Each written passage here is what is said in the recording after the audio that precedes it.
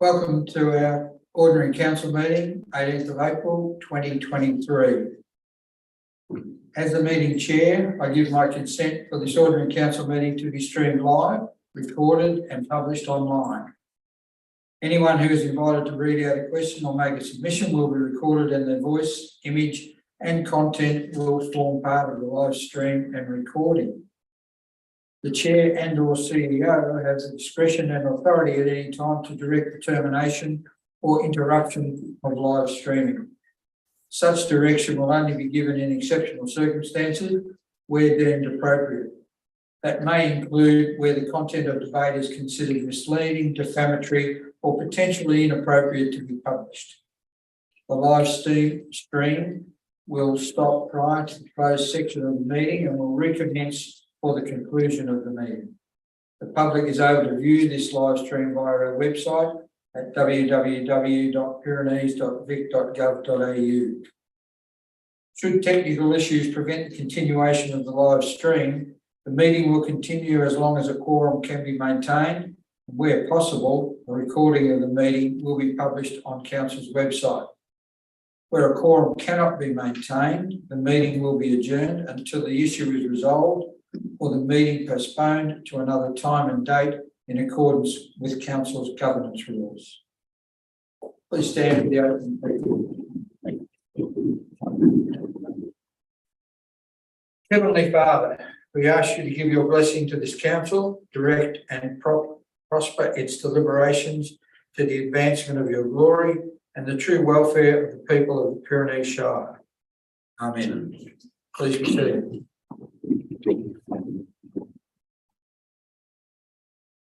We acknowledge the people past and present of the Wadawurrung, Dja-dja-wurrung, Eastern Maar and Watchabolik tribes whose lands form the Pyrenees Shire. We pay our respects to the customs, traditions and stewardship of the land by the elders and people of these tribes on whose land we meet today. As we're all present, there are no apologies.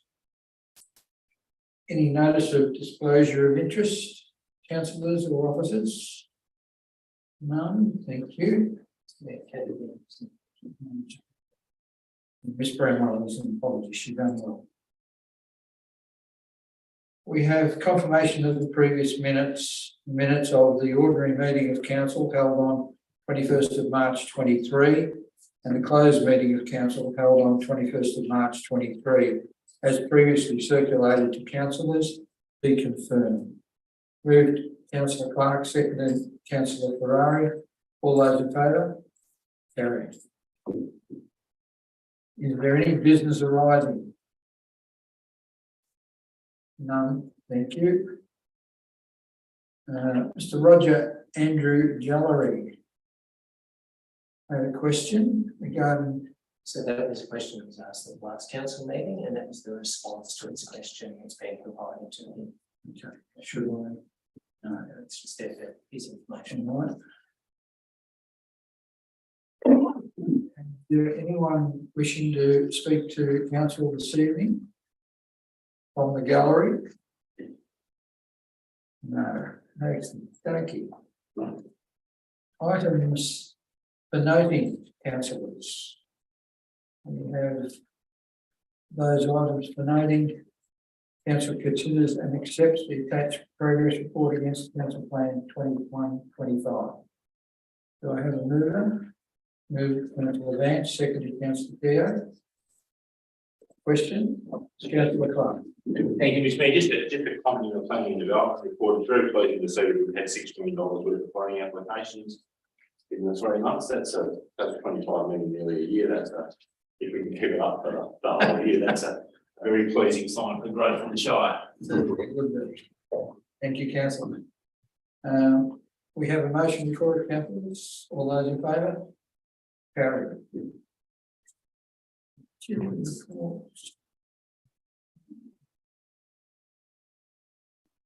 Items for decision. Asset Development Services Sustainability Project Update. Mr. Gowan. Thank you, Mr. Mayor. The purpose of this report is to provide council with a progress update on the positive benefits of sustainability projects undertaken in the past 5 years and to inform Council of the application of the recently received Climate Change Toolkit developed by Rural Councils Victoria. In 2018, a report was commissioned by Council to undertake a greenhouse emissions reduction plan and inventory for use as a baseline for comparison and reporting on progress towards Council's emission reduction in future years. This report showed that most of Council's CO2 emissions are associated with fleet, plant and stationary energy consumption from Council's buildings, with stationary energy consumption accounting for 62% of total emissions. Recently, Council received the comprehensive Rural Councils Victoria Climate Change Toolkit. This was developed by Ironbark Sustainability and was made available to all rural councils within Victoria. The toolkit provides guidance and resources used to assist councils to meet their responsibilities and take meaningful action on climate change. Council has been active in the climate change space with the development of the Climate Change Response and Mitigation Plan adopted by Council in early 2021. A significant number of sustainability projects have been undertaken to reduce Council's CO2 emissions, including solar panel installations, LED streetlight implementation, signing up to 100% green power, and auditing and retrofitting of 8 council buildings. The benefit of signing up to the 100% green power has meant that the previous 62% of total emissions from stationary energy consumption is now effectively zero. So that's effectively a 62% overall reduction in Council's CO2 emissions since 2018. Council's newly implemented CO2 emissions tracking software Trellis is currently being used to capture all corporate emissions. The Trellis data will provide Council with an accurate corporate carbon footprint, which will be essential for monitoring our emissions into the future. Council is participating in projects and advocacy discussions with the guidance of Central Victorian Greenhouse Alliance, which will assist Council on a plan to zero emissions. Projects include Charging the Regions, Small Business Energy Savers Program, Neighbourhood Battery Initiative, and the Hydrogen Working Group, which is exploring the region's potential to generate and use green hydrogen. Council is committed to continuing to find ways to reduce its CO2 emissions and is actively monitoring to identify areas for future CO2 reductions. It's the Officer recommendation that Council notes the report, commits to implementing further climate change initiatives, and seeks a report to be presented at a future meeting of Council demonstrating recorded emissions data. Thank you, Mr. Gowan. Councillors, we have a report before us. Do I have a move? Moved Councillor Kerr, seconded Councillor Clark. Any discussion? No? I'd like to discuss the fact that we've done a bloody good job and look to do even better in the future, and hopefully not too distant future. Thank you, councillors. All those in favour? Carried. Asset management policy. Mr. Gowan.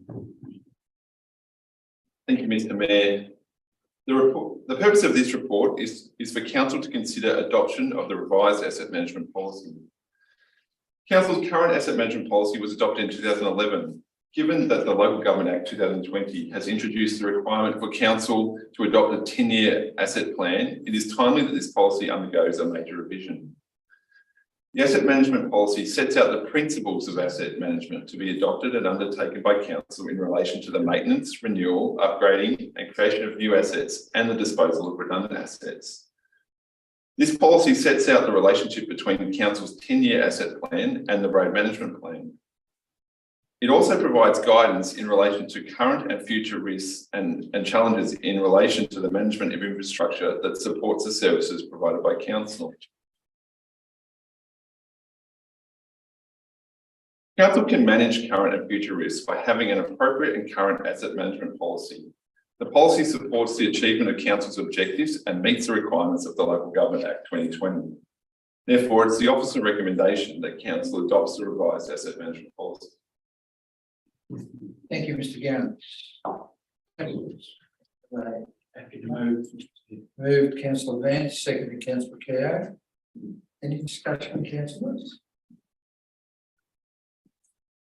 One would assume that it is only good management that requires something like this policy and a sensible policy, I'm sure. Our major contribution of our shore roads is to our roads and assets. So the management plan is the way to go. That's certainly unusual. Thank you, councillor Bates. Any other discussion, councillors? All those in favour? Carried. Corporate and Community Services Budget 23-24. Dr. Nolan. Thank you, Mr. Mayor. Following a great deal of preparation, I'm happy to present to the draft council budget for 23-24. In fact, there are three documents that comprise this report. First is the budget document itself. The second is the long-term financial plan. That's a 10-year plan. And the third is the revenue and rating strategy. The budget is a requirement of the Local Government Act, and there are a range of provisions in the Local Government Act that require council to not only prepare these documents, but also to place them on public exhibition in draft format for public comment. Some features of the draft budget. The budget has been prepared on the basis of a projected inflation rate of 3.6%. And a revenue rate increase of 3.5% in line with the ministerial rate cap for 23-24.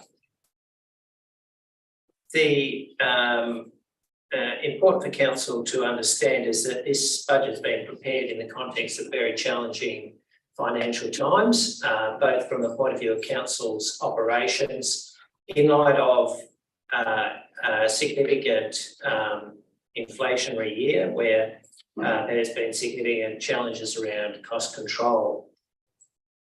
And also in the context of a community where the cost of living is a significant consideration for council. So in that backdrop, this budget that has been prepared, Mr. Mayor, is a $24 million budget. It comprises a capital program of around $7.8 million. And that capital program comprises a $1 million project at the Beaufort Caravan Park, a $1.3 million local road and community infrastructure program, which is fully funded by the Commonwealth Government, and a $500,000 provision for a loan to support other capital work program. It provides for a distribution of the rate burden on the basis of a rating strategy, which council has workshopped, and the rating strategy has been amended to reflect council's intention to equalise the burden across the various sectors of the community, with a change in the farm rate from 70% to 67% of the residential rate. But it also includes provision for an increased waste charge of $557, noting that in the current financial year, the last budget preparation, there was no increase in the waste charge. Mr. Mayor, this budget is a sustainable budget. The 10-year financial plan does project a reduction in the council's capacity to renew its infrastructure in the long term. There is a shortfall of approximately $1.9 million per annum beyond year one in terms of council's capacity to renew assets when they are due for renewal. And that becomes an increasing pressure for council and an advocacy agenda with other tiers of government. Mr. Mayor, in accordance with the Local Government Act, therefore, I have a recommendation before you, which is a revised recommendation from the original agenda recommendation. It comes in 7 parts. And it includes giving public notice in accordance with section 55 and 96 of the Local Government Act 2000 of council's intention to adopt accounts at a council meeting to be held at 6 p.m. Tuesday, the 20th of June, 2023, the draft 23-24 budget prepared in accordance with section 94 of the Act. The second recommendation is the council gives public notice in accordance with section 95-96 of the Local Government Act of council's intention to review and adopt at a council meeting to be held at 6 p.m. on Tuesday, the 20th of June, the draft 10-year financial plan prepared in accordance with section 91 of the Act. Thirdly, that council gives public notice in accordance with sections 55 and 96 of the Local Government Act of council's intention to review and adopt at a council meeting to be held on Tuesday, the 20th of June, the draft revenue and rating plan prepared in accordance with section 93 of the Act. Fourthly, the council gives public notice seeking submissions of proposals contained in the 23-24 draft budget. Written submissions will be accepted for 28 days commencing Monday, the 24th of April, 2023, ending at 9 a.m. on Monday, the 22nd of May, 2023. Fifthly, that council gives public notice seeking submissions on the proposals contained in the draft 10-year financial plan, with written submissions being accepted for a 28-day period up until Monday, the 22nd of May. And that sixthly, that council gives public notice seeking submissions on the proposals contained in the draft revenue and rating plan, with public submissions being accepted for 28 days up till Monday, the 22nd of May. And the seventh recommendation, Mr. Mayor, is that council gives public notice that any person who wishes to be heard in support of a submission received by council should indicate in written submissions that he or she wishes to be heard. Any person requesting that he or she be heard in support of the submission is entitled to appear before a meeting of council either personally or by a person acting on their behalf at a council briefing scheduled for Tuesday, the 6th of June, 2023, to be held in Avoca. Thanks, Mr. Mayor. Thank you, Mr. Nolan. Councillors, we have a motion before us. Moved, Councillor Clark. Seconded, Councillor Vance. Councillor Park. Thank you, Mr. Mayor. And for those of you watching online, if you're not quite sure which the new bits are, it relates to the revenue and rating strategy. It's a new point 3 and a new point 6, which is effectively the same as point 1 for the budget and the original point 3, which is about notice of the budget and then adoption of the budget. Just to make some comments, I think, just to expand a little bit on our CEO's comments in that sense of things. As you know, inflation this year is running at around about 7%. Our rate cap for this year, 22-23, is 1.75. So that puts us 5% behind the 8 balls. But to try and understand what that means for people, our rate revenue is about $10 million. But we start 23-24 with $600,000 less to spend, and for every year from now on, will be $600,000 less to spend in terms of what it can buy. The numbers still look the same, but in terms of what it can buy, that's the reality for a council. When you've only got $24 million revenue total, $600,000 is a lot. The other thing, as the CEO mentioned, we've had our valuations have moved, so we get our valuations done every year, and of course they haven't moved consistently in that sense of things. They never move consistently, but that sense of things. And we have again adjusted our differentials, and we've brought the farming differential back from 70% to 67 to even up that spread of rating across farming and residential and then commercial and industrial. As always, we spend about 40% of our money on roads. It's our biggest and our most utilised asset. But as the CEO said, it is our biggest long-term risk because we know we're not spending enough on it, and we really need to spend some more. And again, I think council will continue discussions with the other levels of government because we're certainly not here saying tonight that we want to take that money out of the pockets of our ratepayers. We think you pay a pretty fair share now, but we certainly want to have that discussion with other levels of government that they would help us to make a contribution to those roads. And if you see any of them in the street, please you do the same. Thank you, Councillor Park. Any other Councillor Vance?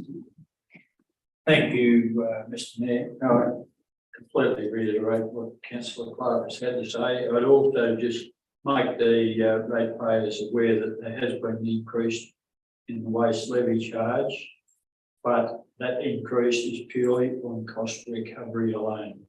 Council does not make any profit at all. In fact, we probably run waste recovery at a slight loss also. Just to be fair. Sorry, Mr. Mayor, just a question. It's been put in a vote at the submission meeting. Is that here in the hall or at the RTC centre? Just for residents and not in the centre? Councillor Keir, we'll give public notice about that. We'll clarify the public notice. We'll need to check the availability for residents and so forth. Thank you. Thank you. The other councillors? No. For those ratepayers watching, this is one of the most important documents that we have to prepare legislatively. It spends your money and you have the right to question us or talk to us about how that money is spent. So we have to put it out there for public submissions, and quite often we don't get many. So here's your opportunity to have your say. It's out there for 28 days. Please take advantage if you want to. Thank you. Councillors, all those in favour? Carried.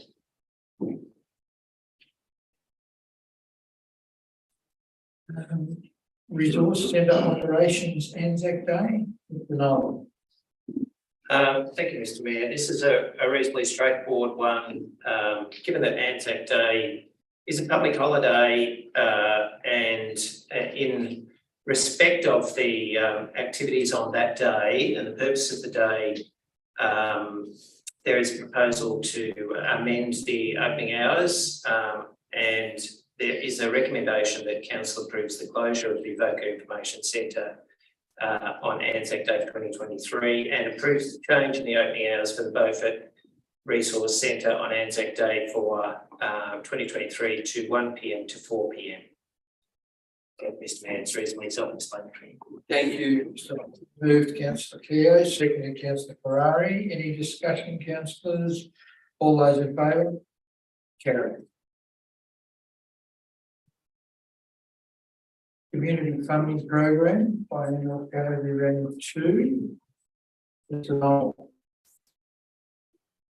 Thank you, Mr. Mayor. I'm sure there'll be a fair amount of interest in the community on this item because there's been a significant effort over recent months, both by officers and by many people in the community, volunteers and businesses in preparing applications for this round of the community funding program. Applications opened in January 2023 and closed on the 6th of March. 31 applications were received requesting $111,998.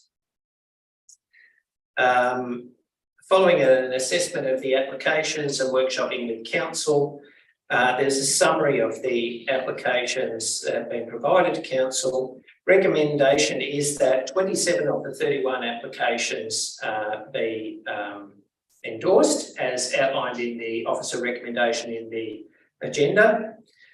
And there's some details there in respect of the 4 applications that are not recommended for funding and the reasoning behind those.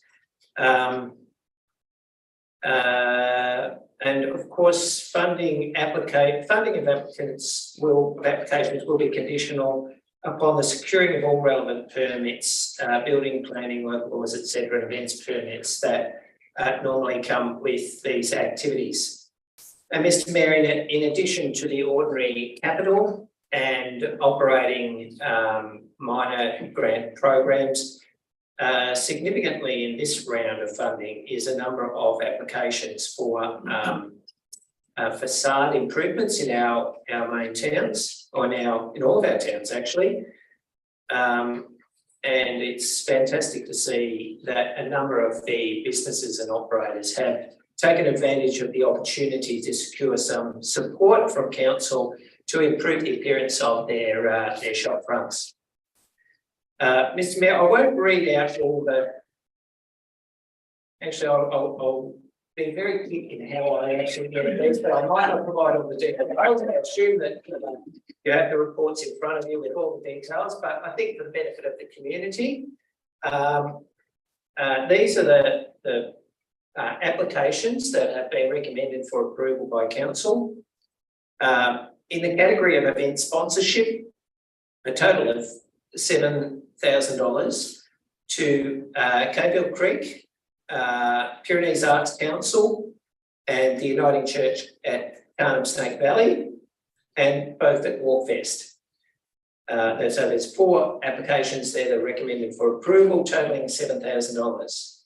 In the category of shop facade grants, a total of $41,952 is recommended for approval to the following premises: the Avoca District Co-op Limited Community Bank at 121 High Street, Avoca; the Beaufort Christmas Shop Church Gallery at 69 Neal Street, Beaufort; Beaufort News and Tats at 44 Neal Street, Beaufort; North End Service Station Proprietary Limited at 150 High Street, Avoca; Pyrenees Motel at 102 High Street, Avoca; RG&RL McAvale at 15 Lawrence Street, Beaufort; Westbury Antiques at 119 High Street, Avoca; Egon and Bruce Lehman, Homemade Fresh at 132 High Street, Avoca; To Be a House Antiques at 42 Neal Street, Beaufort; Sheer Delights Bakery at 105 High Street, Avoca.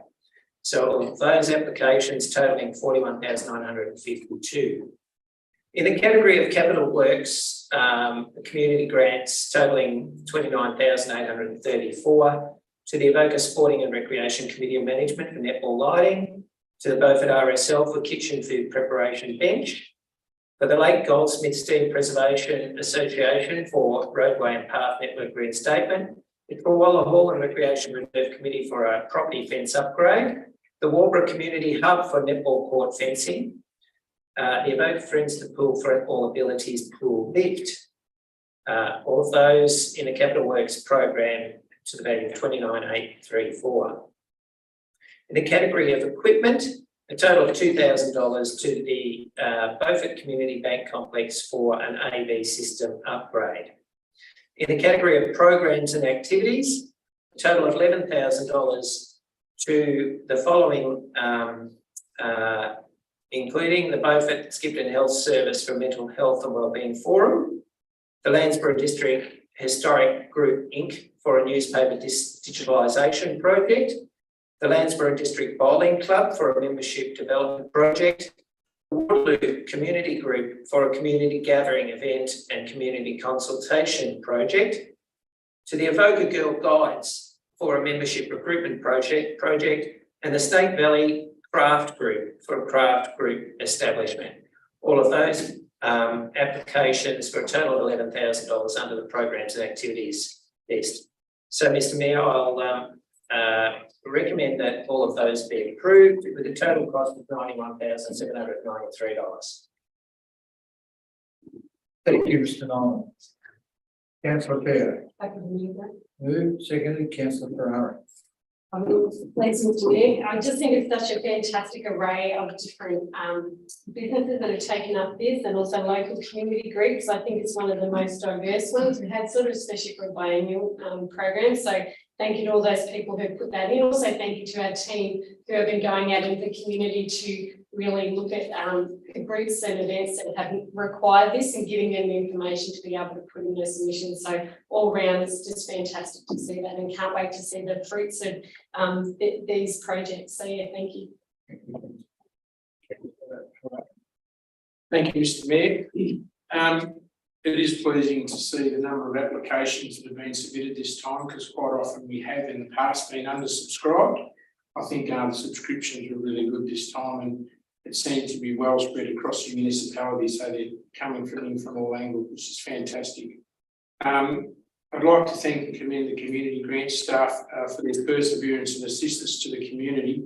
They've actually gone out of their way to meet in different areas and encourage people to have that engagement. So that's really fantastic. And I've heard nothing but positive feedback from the community on their willingness to engage with the community, assist with applications and queries. So well done to the team and keep up the good work. Thank you. Thank you, councillor Brown. Councillor Park. Yeah, thank you, Mr. Mayor. Much has been said, and again, I'd just like my confidence to our team. I think that helped a lot of our community groups. But I want to make a comment on the facade grants. It's not normal. This is the first year the council has done. We've actually supported private businesses in the context of those facade grants, but the $40,000 that we're giving effectively reflects, I think, well over $200,000 of actual activity in the context of what those businesses will be putting in. And they are our premier parts of our district and our towns. They're what people see. So I think they'll be a terrific outcome, and I think it's money very well invested once the work starts. Thank you, councillor Park. I'd like to support what's been said by other councillors, particularly thanking our staff. They've done a wonderful job of improving the grants by communicating with our community groups, helping them organise their grants properly, and it's created a better and easier way to distribute money through our communities. Thank you to those staff. Councillors, all those in favour? Carried. Proposed Brewster Wind Farm, Mr. Noel. Thank you, Mr. Mayor. The purpose of this report is to seek council support to write to the Victorian Minister for Planning to seek further consideration of matters raised by the community in respect of the proposed Brewster Renewable Energy Facility. Mr. Mayor, it was around this time last year that this application was placed on public exhibition. The application, as is necessary, was made to the Minister for Planning, and it's the Minister who actually placed on exhibition. Council, in support of the community, prepared a submission, made a submission, and the report here actually identifies some of the aspects of that submission that Council made on behalf of the community, and that submission included addressing aspects of noise, community engagement, visual impact, traffic movement, highway traffic, future land uses, and highlighting concerns raised by members of the community, many of which relate to the habitat and presence of the Barolga. Further to that submission that was made, Mr. Mayor, Council received a delegation from members of the community, and councillors, in response to that delegation, those concerns raised by those committee members, councillors have actually, at the invitation of the residents, been and inspected some of the sites and have made some observations about Barolga habitat in the general locality. And it's in the context of that delegation to council and the inspection observations made by councillors that there is a recommendation that council writes to the Minister for Planning, bringing to the Minister's attention further concerns raised by residents and landowners, and seeking that proper consideration be given to the matters raised before deciding on the planning application PA 2101150 for the Brewster Wind Farm facility. Mr. Mayor, I also acknowledge the fact that the proponent, RE Futures, in this instance, has also provided an update to councillors in the last month, and has also, in response to the concerns by the residents, has given some undertaking to be prepared to be participating in further consultation as well.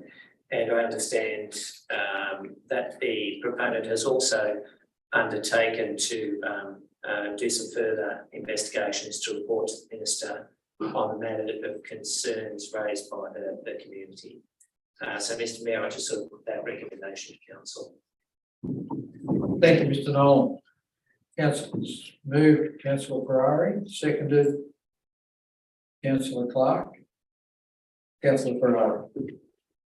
Thank you, Mr. Mayor.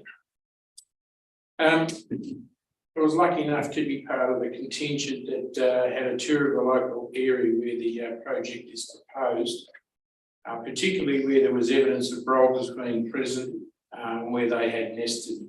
Thank you to the group of local landholders who facilitated that visit and tour, and for them in taking time out of their busy schedules to make this happen. And I feel this is evidence of their genuine concerns.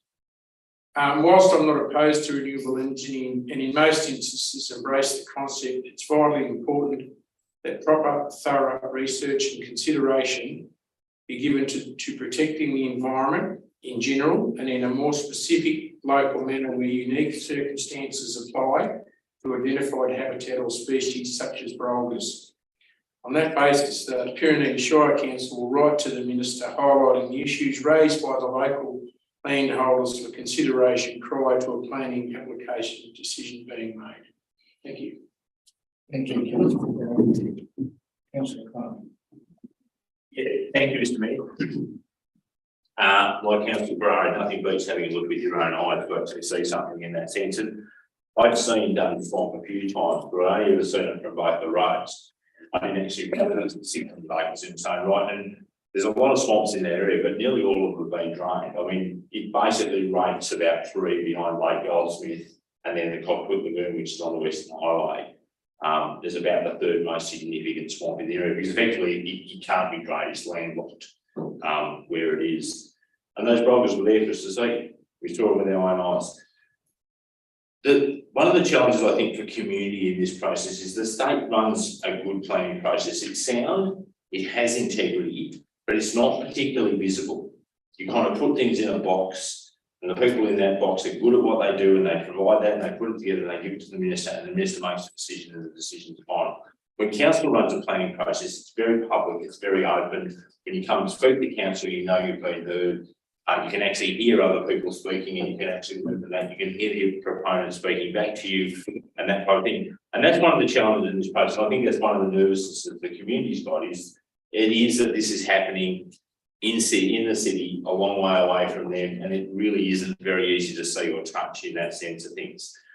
And it relies really heavily on the applicant giving quality information in its application, but also on the state having really thorough data and detail in their records to validate what the proponent says.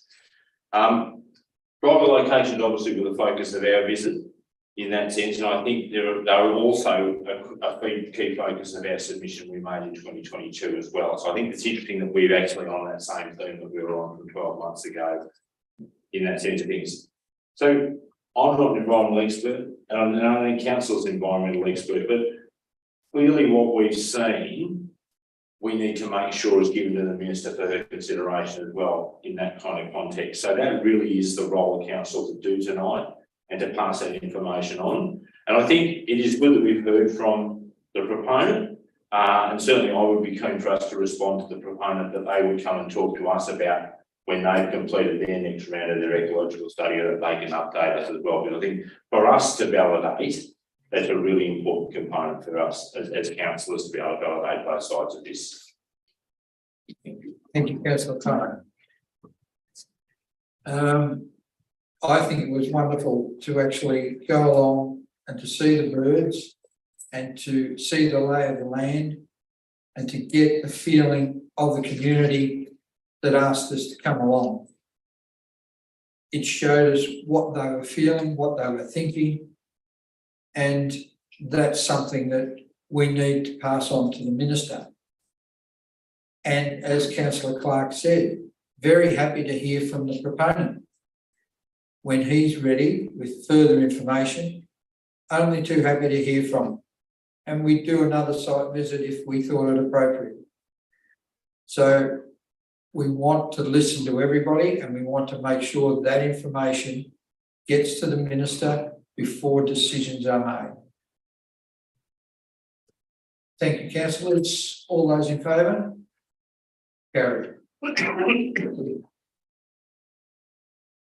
Councillor reports in general business. Councillor Keogh. Thank you, Mr. Mayor.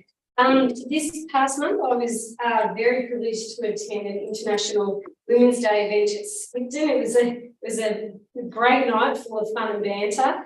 So congratulations to Pat Gavin and her team of local ladies. There was many local ladies present, but also many ladies from neighbouring councils and shires that were part of this very entertaining celebration. But what was beautiful about it was so much fun, but there was a really serious note on really recognising what women do, like in the little ways in their everyday lives and the impact that they make to their local communities, and also looking at, incredible advances and amazing poignant things that women have done throughout the world and throughout history. So a beautiful event to be part of. That was not just there for women, but men as well, but it was such a lovely evening, really good fun. Also, I did attend, as my fellow councillors have mentioned, the Brewster Wind Farm tour, and that was just incredibly important again to meet those landholders. And again, I thank them for their time and also preparing us and giving us that real raw data and information, which only they really know, living and being on that land every day. So being able to see more visually the impact that that wind farm would have on the surrounding environment, and again understanding poignantly the Brolga population there. That was it was a very important meeting to be at, and one that I again thank the landholders for inviting us to.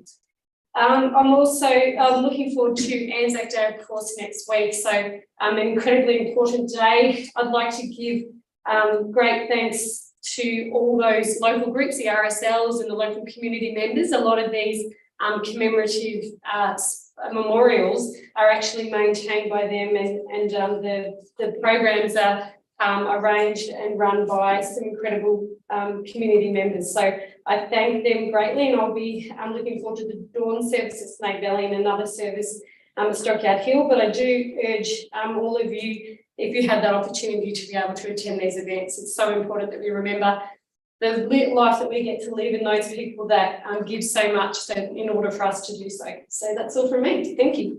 Thank you, Councillor Ferrari. Thank you, Mr. Mayor. Just the normal council briefing sessions and the cuppa and the chat. And also, again, I'd like to thank the farm landholders there at Brewster for facilitating that tour and showing us out and about. And it's not just about looking at the things that they're concerned about, but getting just a general knowledge, and that visual perspective is really, really good. And again, I was a bit like David on the size of that swamp. Saw 660 acres, and it's amazing. So that's a really significant area that I didn't really have a true understanding of. When now I've been out there, I've got a better understanding. So that's really good. That's fantastic. I had some meeting with some constituents, and in finishing up, I'd just like to note that fire restrictions in the Pyrenees have finished right across the Pyrenees Shire Council. They've been lifted, but I just urge people to still be very vigilant and take due care when you're undertaking any burn-off activities. Make sure they've got the appropriate appliances and safety guards in place. Thank you. Thank you, Councillor Clark. Thank you, Mr. Mayor. Again, just mentioning the Brewster Wind Farm. We're about to be out there with the landholders on their land, have a look around. CEO and I could set the new election hub committee on its way, which is really good. Had a few things doing the Border Rec Reserve, getting ready for the footy season. And for those of you who haven't heard, we've had a bit of a rabbit problem down there. We had about 48 on the half forward flank, and that was just on one side of the oval. But I think we've actually knocked the numbers back a bit, and hopefully the rain will help. There'll be a bit more other green grass in the district. They won't have to all come to the oval for feed. Yeah, that's been interesting the last couple of weeks. Been dealing with community questions, of course, on Western Renewables Link and on BNI West, and it's good to see the council's made a submission there in that sense of things, and also around the Walker Bowling Club, just in terms of that building. So just a couple of community questions there. Like other councillors, our community company in Moonville last month went really, really well. Really good group of community people there, and likewise last week in Stoneleigh. And really good genuine questions. I think certainly the time's working really well for us. Thank you, Mr. Mayor. That's all. Thank you, Councillor Clark. Councillor Bass. I want to just make an observance, how wonderful autumn is, what a wonderful part of the season. The 4 days, or the 3 days leading up to Easter, the western sky was like one massive fire. As the sun was going down, the smoke that was blanketing the sun turned it into a glowing red. Unfortunately, I was up on a roof doing a bit of work and I didn't have my camera with me, I would have photographed it. It was absolutely glowing. And that leads me to the fact that there was a lot of stubble burning going on, but it's also a maintenance program, a push for a greater green living cycle. There's certainly one that's going to have to happen, but at the same time, there are a few things that happen with nature when you try and sow your crops into stubbles continue. Eventually, the nature provides you with a heap of snails and a heap of other things that don't get removed. And the red hot fire does something that our Indigenous realised many, many years ago. You've got to burn every so often. So they certainly made up for it for the 3 days before Easter. But I can assure you those that didn't make up for it are in serious trouble now, because there is green feed everywhere west of the Pyrenees anyway. I had to attend the Redbank AGM for their Hall Committee and also Murnabell Hall Committee AGM. On the way home from the Redbank meeting, I attended a meeting at Navarre with a discussion around the proposed pipeline might be happening. And it was well attended. There was possibly 80 people there, by the way. I didn't do an actual head count, but the football rooms were jam-packed. Every seat was full. So there's obviously a lot of interest in that proposal.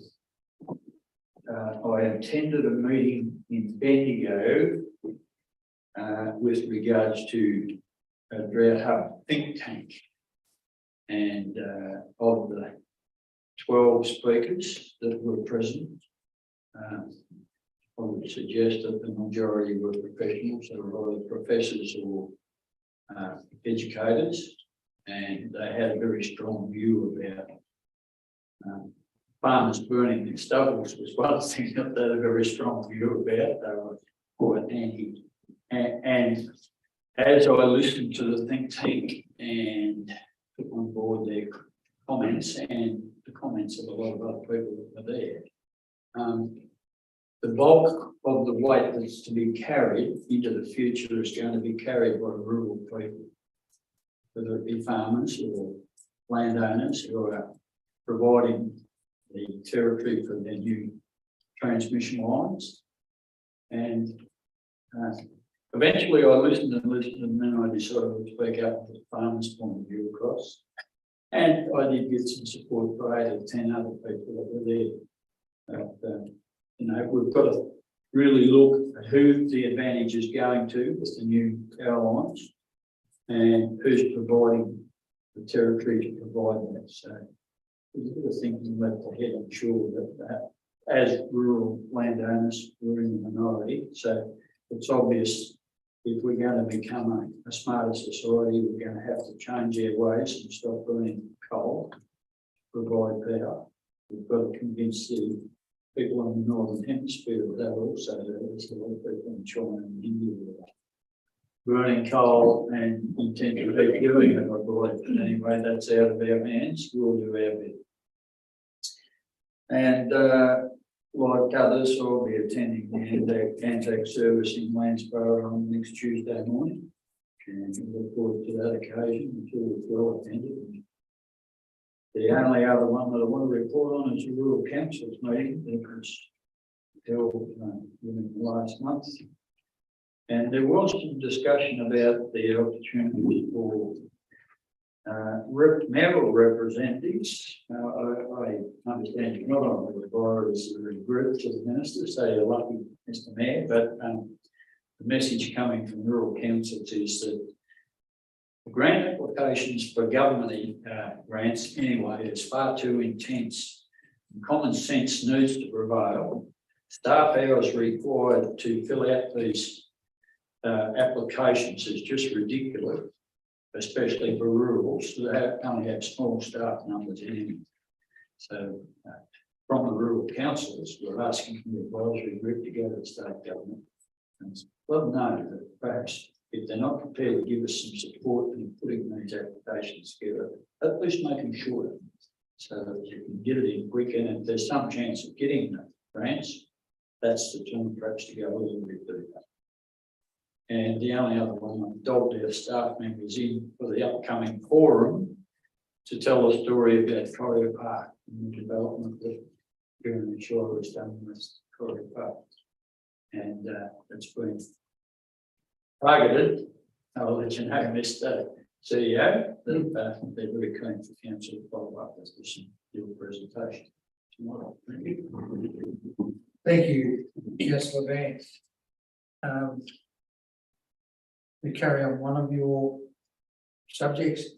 Yes, the western sunsets were brilliant, but as a delivery boy for newspapers, the eastern sunrises were as good.